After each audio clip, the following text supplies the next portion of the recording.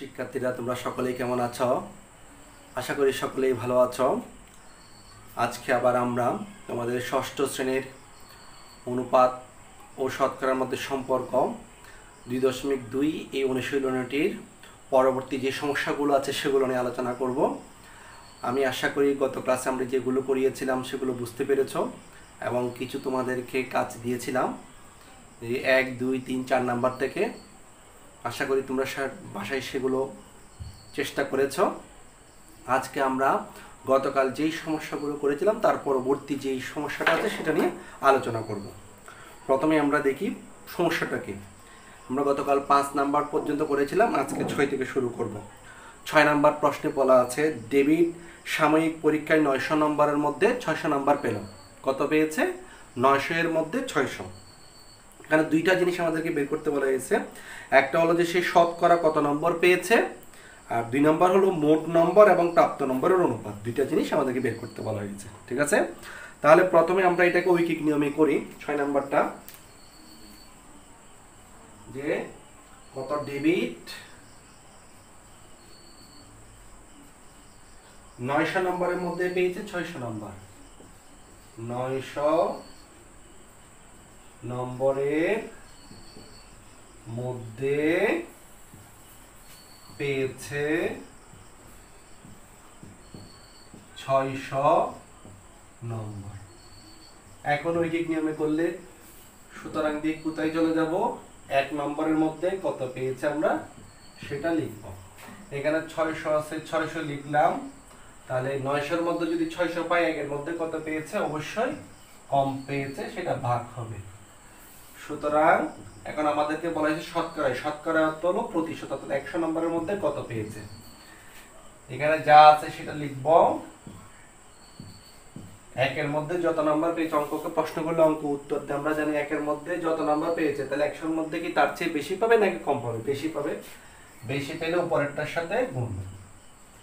এখন 100 দিয়ে 100 কে ভাগ করলে 1, 900 কে ভাগ করলে 9। এখন 9 কেও 3 দিয়ে ভাগ যায়, আবার কি 6 কেও 3 দিয়ে ভাগ যায়। 9 কে 3 দিয়ে ভাগ দিলে 3, 6 কে ভাগ দিলে 2, আর 6 এর ভিতরে 2টা শূন্য আছে, 2টা শূন্য বসে গেল। তার অর্থ হলো এখন 3 ভাগে 200 নম্বর। এটাকে যদি আমরা মিশ্র ভগ্নাংশে নিয়ে যাই তাহলে হবে কত? 3 6 18, 2 3 6 18, 2। অর্থাৎ কত? 66 সমস্ত 3 ভাগে 2। আমাদের এটার উত্তর হলো 66 সমস্ত 3 ভাগে 2%। আমরা লিখব কি উত্তর। আচ্ছা, এর মধ্যে হলো আবার আমাদের আরেকটা অংশ আছে, সেটা হলো যে মোট নম্বর ও প্রাপ্ত নম্বরের অনুপাত বের করতে বলা হয়েছে, ঠিক আছে? তাহলে মোট নাম্বারটা আমরা লিখি। এই অংশটা নাম হচ্ছে, তোমরা এটা করে নাও, আমি এটা নিচে করেছি, দ্বিতীয় পার্টটাই অংশ করাচ্ছি। মোট নাম্বার অনুপাত প্রাপ্ত নম্বর। তাহলে মোট নাম্বার কত ছিল? 900, অনুপাত 600, ঠিক আছে? এখন অনুপাত অর্থ কি? আমরা জানি অনুপাত একটি ভগ্নাংশ। তাহলে আমরা এটা ভগ্নাংশ আকারে যদি লিখি তাহলে হবে 600 ভাগে 900, ঠিক আছে? এখন দেখো 900 কেও 300 দিয়ে ভাগ যায়, 600 কেও 300 দিয়ে ভাগ যায়। আমরা যদি 300 দিয়ে ভাগ করি তাহলে এটা হবে 3, এটা হবে 2। তার অর্থ এইটা। এখন দাঁড়াবে কত? সমান চিহ্ন দিয়ে লিখব 3:2, ঠিক আছে? অর্থাৎ এই অঙ্কটার আমাদের দুইটা অংশ ছিল, একটা শতকরা আর একটা হলো কত? মোট নম্বর এবং প্রাপ্ত নম্বরের অনুপাত। তাহলে আমরা শতকরাটা বের করেছি কত? 66 সমস্ত 3 ভাগের 2, আর মোট নাম্বার আর প্রাপ্ত নম্বরের অনুপাত হলো কত? 3:2। তাহলে আমরা উত্তর লিখব দুইটা। উত্তর 66 সমস্ত 3 ভাগের 2% এবং 3:2, ঠিক আছে? এইটা হলো আমাদের এই অঙ্কটি, এই সমস্যাটির সমাধান। আমরা পরবর্তী অঙ্কে চলে যাচ্ছি।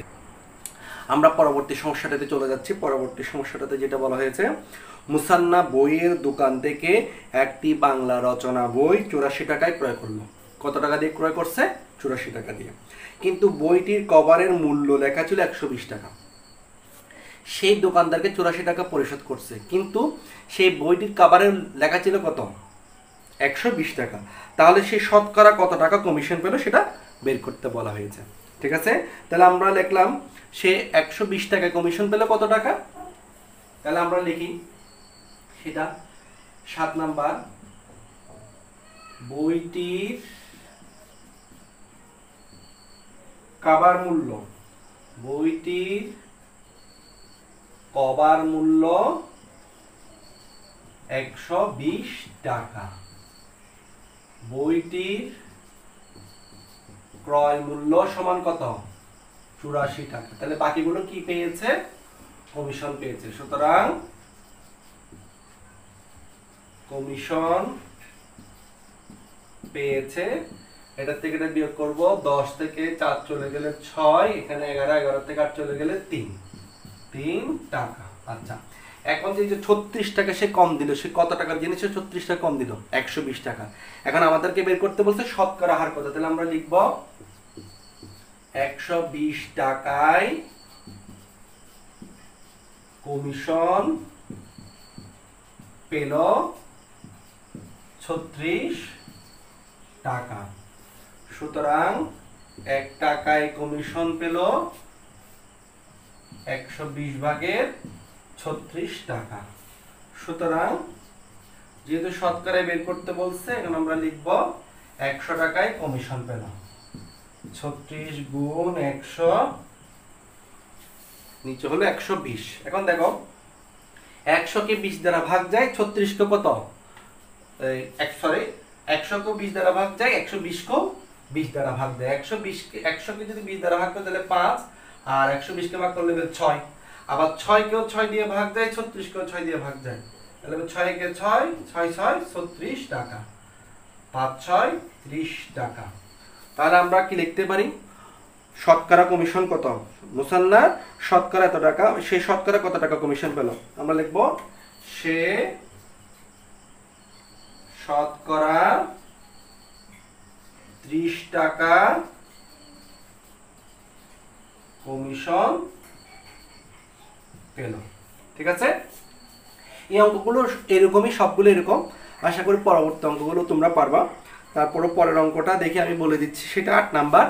8 নাম্বার প্রশ্নে বলা আছে একজন চাকুরিজীবী মাসিক আয় 15,000 টাকা, তার মাসিক ব্যয় 9,000 টাকা, তার ব্যয় আয়ের শতকরা কত। অর্থাৎ সে আয় করে কত টাকা 15,000 টাকা, ব্যয় করে কত 9,000 টাকা। তাহলে আমরা শতকরা যেহেতু বের করতে বলছি, আমরা কি লিখবো, আমরা লিখবো 15,000 টাকায় ব্যয় করে 9,000 টাকা, 1 টাকায় কত টাকা ব্যয় করে, আর হলো 100 টাকায় কত টাকা ব্যয় করে। ঠিক আছে, এরপর আরেকটা অঙ্ক আছে 9 নাম্বার অঙ্কটা আমরা দেখি। শোয়েবের স্কুলের মাসিক বেতন 200 টাকা, তার মা তাকে প্রতিদিনের টিফিন বাবদ 20 টাকা দেন, তার প্রতিদিনের টিফিন বাবদ খরচ মাসিক স্কুলের বেতনের শতকরা কত। তাহলে এখানে কত, 200 টাকায় সে টিফিন খরচ পায় কত টাকা 20 টাকা, 1 টাকায় কত 100 টাকায় কত। এইটাও 8 নাম্বার আর 9 নাম্বারটা একই রকম। পরবর্তী অঙ্কটা দেখি আমরা, 10 নাম্বার অঙ্কটা। এখানে বলা আছে একটি স্কুলের শিক্ষার্থীর সংখ্যা 800 জন, বছরের শুরুতে 5 জন শিক্ষার্থী নতুন ভর্তি হলে বর্তমানে স্কুলের শিক্ষার্থীর সংখ্যা কত। এটাকে আমরা দুইভাবে করতে পারি। প্রথমে আমরা করতে পারি এখন যেটা করেছি সেটার মতন, যে 800 জনে 100 জনের মধ্যে নতুন ভর্তি হলো কতজন 5 জন, একজনের মধ্যে কত 800 জনের মধ্যে কত। তাহলে যেটা নতুন ভর্তি হলো সেটার সাথে 800 যোগ করলে আমরা সেটা পেয়ে যাব। ঠিক আছে, তাহলে আমরা সেটা ওই অঙ্কটা এখন করার চেষ্টা করব। তাহলে আমরা সেই অঙ্কটা শুরু করি। 10 নম্বর অঙ্কটা, একটি স্কুলের শিক্ষার্থীর সংখ্যা 400 জন আছে, বছরের শুরুতে শতকরা 5 জন শিক্ষার্থী নতুন ভর্তি হলো। শতকরা 5 জন ভর্তি হলো, এটার অর্থ কি, এটা হলো 10 নাম্বার 100 জনের মধ্যে ভর্তি হলো কতজন 5 জন। সুতরাং একজনের মধ্যে ভর্তি হলো 100 ভাগের 5 জন। সুতরাং 800 জনের মধ্যে ভর্তি হলো 100 ভাগের 5 গুণ 800। 100 দিয়ে 100 কে ভাগ করলে 800 ভাগ করলে 8, 5 8 40 জন। দেখো তাহলে 800 জনের মধ্যে নতুন ভর্তি হয়েছে কতজন 40 জন। এখন আমাদেরকে বলা হয়েছে এই যে নতুন ভর্তি হওয়ার পর ওই স্কুলের শিক্ষার্থীর সংখ্যা বর্তমানে কত। তাহলে আমরা এখন লিখব সুতরাং বর্তমানে ওই স্কুলের শিক্ষার্থীর সংখ্যা হলো সমান 800 + 40 জন সমান সমান 840 জন। ঠিক আছে, তাহলে এটাও হলো এর পরবর্তী অঙ্কটা। এখন আমরা দেখব পরবর্তী সমস্যাটাতে বলা হয়েছে একটি শ্রেণীতে 200 জন শিক্ষার্থীর মধ্যে 5% অনুপস্থিত ছিল, অর্থাৎ 200 জনের মধ্যে 5% শতকরা 5 জন অনুপস্থিত ছিল। কতজন শিক্ষার্থী উপস্থিত ছিল? তাহলে আমরা 200 জনের মধ্যে কতজন উপস্থিত ছিল আগে অনুপস্থিত ছিল সেটা আমরা বের করি। আমরা লিখি 11 নাম্বার, যেহেতু শতকরা 5 জন অনুপস্থিত ছিল বলছে, তাহলে আমরা লিখব 100 জনের মধ্যে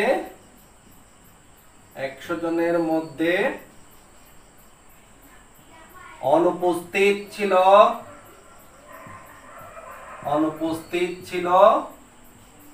5 জন। ঠিক আছে, সুতরাং 1 জনের মধ্যে অনুপস্থিত ছিল 100 ভাগের 5 জন। তাহলে মোট শিক্ষার্থী কতজন ছিল? 200 জন। 200 জনের মধ্যে অনুপস্থিত ছিল 100 ভাগের 5 গুণ 200 জন। 100 কে 100 দিয়ে ভাগ করলে 1, 200 কে ভাগ করলে 2 সমান সমান 10 জন। তাহলে 200 জনের মধ্যে কতজন অনুপস্থিত ছিল? 10 জন। তাহলে উপস্থিত কতজন? 200 থেকে অনুপস্থিতটা বিয়োগ করলে সেটা আমরা পেয়ে যাব। সুতরাং উপস্থিত ছিল সমান 200 বিয়োগ 10 জন সমান সমান 190 জন। ঠিক আছে, দেখো আবার বলি, আমাদের প্রশ্নটাতে বলা হয়েছিল একটি শ্রেণীতে 200 জন শিক্ষার্থীর মধ্যে শতকরা 5 জন অনুপস্থিত ছিল। ঠিক আছে, 5% অনুপস্থিত ছিল। তার অর্থ হলো 100 জনের মধ্যে অনুপস্থিত ছিল 5 জন, তাহলে 200 জনের মধ্যে কতজন অনুপস্থিত ছিল আমরা সেটা বের করলাম। কিন্তু আমাদের প্রশ্নে বলা হয়েছে কতজন শিক্ষার্থী উপস্থিত ছিল সেটা বের করতে। তাহলে মোট শিক্ষার্থী ছিল 200 জন, 200 জনের মধ্যে 10 জন অনুপস্থিত ছিল। তাহলে 200 জনের মধ্যে যে 10 জন অনুপস্থিত ছিল সেটা বিয়োগ করলে বাকিগুলো কি ছিল? উপস্থিত ছিল। সেটা আমরা বের করলাম। উপস্থিত ছিল 200 বিয়োগ 10 সমান সমান 190 জন। আশা করি বুঝতে পেরেছো। আমরা তাহলে এর পরবর্তী অঙ্কটাতে চলে যাব। এই অনুশীলনীর যে সৃজনশীল অঙ্ক ব্যতীত যে শেষ অঙ্কটি আছে আমরা এখন সেটি করার চেষ্টা করব। আগে প্রশ্নটা আমরা পড়ি। এখানে বলা হয়েছে জাহেদ 10% কমিশন একটি বই ক্রয় করে দোকানিকে 180 টাকা দিল, বইটির প্রকৃত মূল্য কত? অর্থাৎ জাহেদ একটা বই কিনেছে, বইটির উপর এখানে লেখা ছিল 10% কমিশন, অর্থাৎ সে বইটিতে যা লেখা ছিল সেখান থেকে 100 টাকায় 10 টাকা কম দিবে। সে এখন যে বইটিতে যা দাম লেখা ছিল সেই অনুপাতে সেই 10% কমিশন দেওয়ার পর সে বইটি কেনার জন্য 180 টাকা দিল।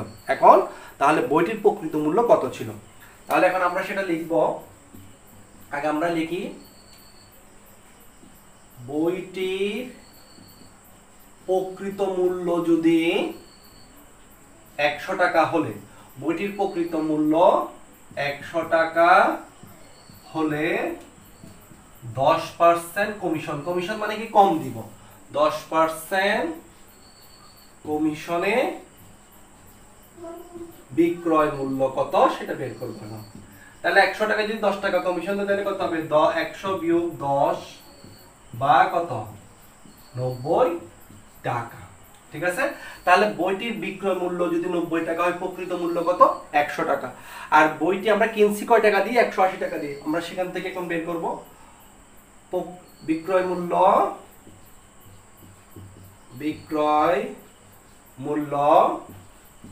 90 টাকা হলে প্রকৃত মূল্য কত? 100 টাকা। ঠিক আছে, তাহলে সুতরাং বিক্রয় মূল্য 1 টাকা হলে প্রকৃত মূল্য কত হবে? 90 ভাগের 100 টাকা। এখন আমরা বইটি কিনে কয় টাকা দিছিল?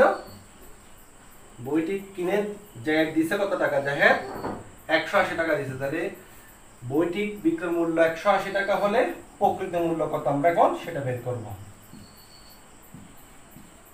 দেখো 90 কে 90 দিয়ে ভাগ যায়, আবার 180 কে 90 দিয়ে ভাগ যায়, তো 9 দিয়ে ভাগ যায়। তো 90 কে 90 দিয়ে ভাগ করলে 1, 180 কে ভাগ করলে 2, 2 দিয়ে 100 কে গুণ করলে 200 টাকা। তাহলে উত্তর হলো কত? বইটির প্রকৃত মূল্য, বইটির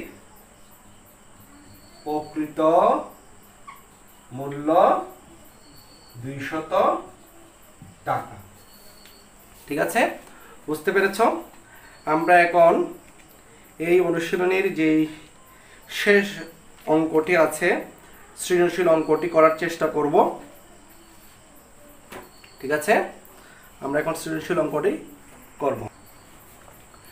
আমরা এখন এই অনুশীলনীর শেষ যে অঙ্কটি আছে অর্থাৎ সৃজনশীল, সেটি করার চেষ্টা করব, এর সমস্যার সমাধান করার চেষ্টা করব। আগে প্রশ্নটা আমরা পড়ি, কি বলা হয়েছে এখানে। কলার দাম 14 সমস্ত 7 ভাগের 2% কমে যাওয়ায়, অর্থাৎ 14.7% কমে যাওয়ায় 100 টাকায় 14 সমস্ত 2 ভাগের 7 ভাগের 2 টাকা কমে যাওয়ায় 420 টাকায় পূর্ব অপেক্ষা 10টি কলা বেশি পাওয়া যায়। আগে 420 টাকায় যতটি কলা পাওয়া যেত, এখন 14 সমস্ত 7 ভাগের 2% কমে যাওয়ায় আরো 10টি কলা বেশি পাওয়া যায়। ক নাম্বার প্রশ্নে বলা হয়েছে একটি সংখ্যার 14 সমস্ত 7 ভাগের 2% সমান 10 হলে সংখ্যাটি নির্ণয় করো। খতে বলা হয়েছে প্রতি ডজন কলার বর্তমান দাম কত। যেহেতু কমে গেছে, আগে যা ছিল তার চেয়ে কম, এখন বর্তমান দামটা আমাদের বের করতে হবে। গ নাম্বারে বলা হয়েছে প্রতি ডজন কলা কত দামে বিক্রয় করলে 33 সমস্ত 3 ভাগের 1% লাভ হতো। তাহলে দেখো এখানে যেহেতু বলা হয়েছে ক নাম্বার প্রশ্নে 13 এর ক, এখানে বলা হয়েছে, যেহেতু এখানে বলা হয়েছে 14 সমস্ত 7 ভাগের 2% সমান 10, আমরা লিখি 14 সমস্ত 7 ভাগের 2% সমান 10। ঠিক আছে, এটাকে আমরা সমস্ত ভাঙিয়ে লিখতে পারি 7 4 7 28, 28 2 30, 0 হাতে হলো 3, 7 1 7, 7 3 10, অর্থাৎ 7 ভাগের কত পার্সেন্ট? 7 ভাগের 100% সমান 10। এখন আমাদের সংখ্যাটি বের করতে বলছে, তাহলে সংখ্যাটি কত হবে? সংখ্যাটি 100% হবে। তাহলে সংখ্যাটি কত পার্সেন্ট হবে? 100%। তাহলে আমরা এখন লিখি সুতরাং 1% সমান।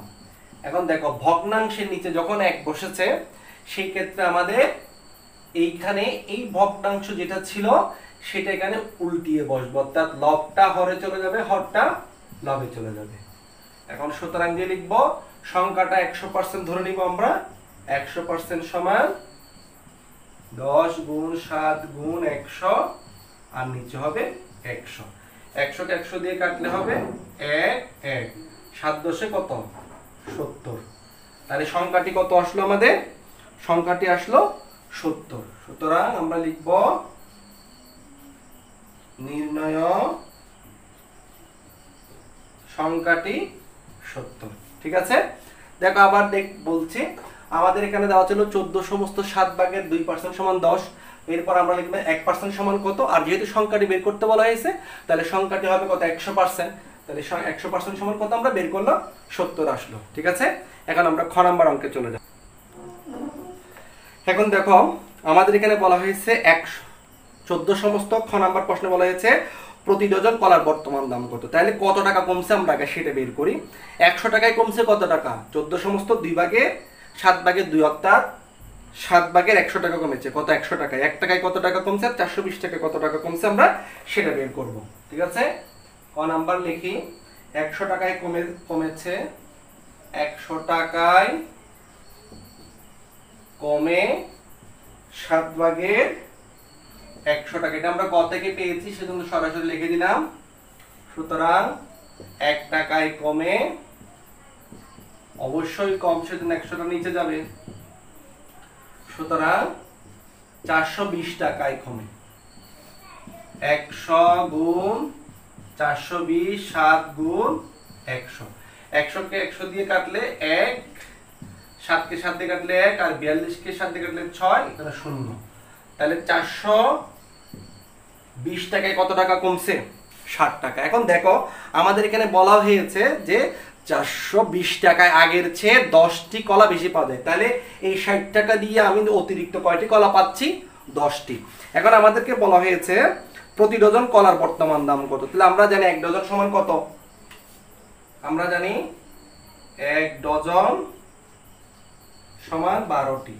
তাহলে এখন আমরা লিখব এই 60 টাকা দিয়ে 60 টাকায় আমি কয়টি কলা পাচ্ছি? 60 টাকা দিয়ে 10টি। তাহলে এখন আমরা লিখতে পারি 10টি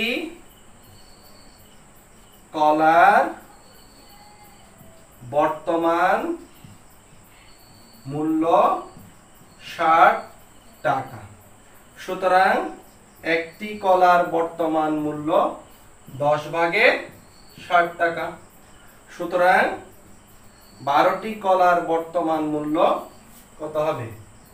60 গুণ 12, নিচে হলো 10। এখন 10 দিয়ে 10 কে কাটলে 1, 7 কে কাটলে কত? 6। 6 এর সাথে 12 গুণ করলে কত আসবে? 72 টাকা। তাহলে আমরা পেলাম 10টি কলার বর্তমান মূল্য কত? 72 টাকা। ঠিক আছে, এখন আমরা বর্তমান মূল্য পেয়েছি। গ নাম্বার প্রশ্ন বলেছে প্রতি ডজন কলা কত দামে বিক্রয় করলে 33 সমস্ত 3 ভাগের 1% লাভ হতো। ঠিক আছে, আমরা এখন এই অঙ্কটি আমরা দেখো এখন লিখব, যদি কলার বর্তমান মূল্য 100 টাকা হয় আর 33 সমস্ত 3 ভাগের 1% লাভে বিক্রয় মূল্যটা কত আসছে সেটা লিখব। গ নাম্বার বর্তমান মূল্য 100 টাকা হলে 33 সমস্ত 3 ভাগের 1 বা 3 ভাগের 100% লাভে বিক্রয় মূল্য কত হবে? 100 সাথে যোগ হবে, 100 যোগ 3 ভাগের 100 টাকা। এখন এটা লসাগু করে বের করি। 3, 100 এর নিচে 1, 100 এর নিচে 3, 1 আর 3 এর লসাগু 3, 1 দিয়ে 3 কে ভাগ করলে 3, 3 দিয়ে 100 কে গুণ করলে 300, 3 দিয়ে 3 কে ভাগ করলে 1, 1 দিয়ে 100 কে গুণ করলে 100। তাহলে এটা হবে 3 ভাগে 400 টাকা।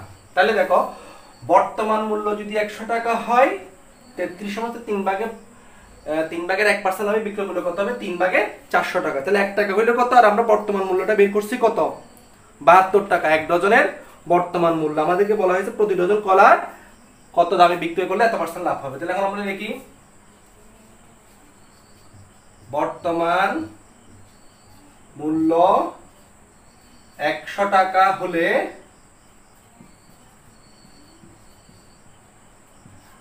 বিক্রয় মূল্য কত? 3 ভাগের 400 টাকা। ঠিক আছে, সুতরাং বর্তমান মূল্য 1 টাকা হলে বিক্রয় মূল্য কত হবে? 3 ভাগের, আমরা এটাকে বর্তমান মূল্য না বলে ক্রয় মূল্য বলতে পারি। ক্রয় মূল্য 100 টাকা হলে বিক্রয় মূল্য আচ্ছা লিখে এটা 1 টাকা হলে কম হবে, সেটা নিচে যাবে 100। সুতরাং বর্তমান মূল্য 72 টাকা হলে বিক্রয় মূল্য হবে কত? 400 গুণ 72, নিচে হবে 3 গুণ 100। 100 কে 100 দিয়ে ভাগ করলে 1, 400 কে ভাগ করলে 4, 3 কে 3 দিয়ে ভাগ করলে 1, 72 কে 3 দিয়ে ভাগ করলে হবে 3 2 এ 6, 3 4 এ 12। এখন 24 কে 4 দিয়ে গুণ করলে হবে 96 টাকা। অর্থাৎ প্রতি ডজন কলা এত টাকায় বিক্রয় করলে 33 সমস্ত 3 ভাগের 1% লাভ হবে। ঠিক আছে, আমরা উত্তর লিখব, উত্তর 96 টাকা। ঠিক আছে, আমরা আজকে 2.2 অনুশীলনের যে অবশিষ্ট অঙ্কগুলো ছিল সেগুলো শেষ করার চেষ্টা করেছি। মূল যে অঙ্কগুলো ছিল এবং একটি সৃজনশীল ছিল সেই সমস্যাটারই সমাধান করার চেষ্টা করেছি। আশা করি তোমরা সকলে বুঝতে পেরেছ। তোমরা এগুলো বাসায় আবার অনুশীলন করবা। তাহলে আমরা পরবর্তী ক্লাসে যদি সময় সুযোগ হয় এইখানে যে অঙ্কগুলো আমরা করেছি সেগুলোর আলোকে সৃজনশীল সমস্যার সমাধান নিয়ে আলোচনা করব। ঠিক আছে, সে পর্যন্ত তোমরা সকলে ভালো থাকো, সুস্থ থাকো, এই আশাবাদ ব্যক্ত করে আজকের ক্লাস এখানে শেষ করছি। সকলকে ধন্যবাদ।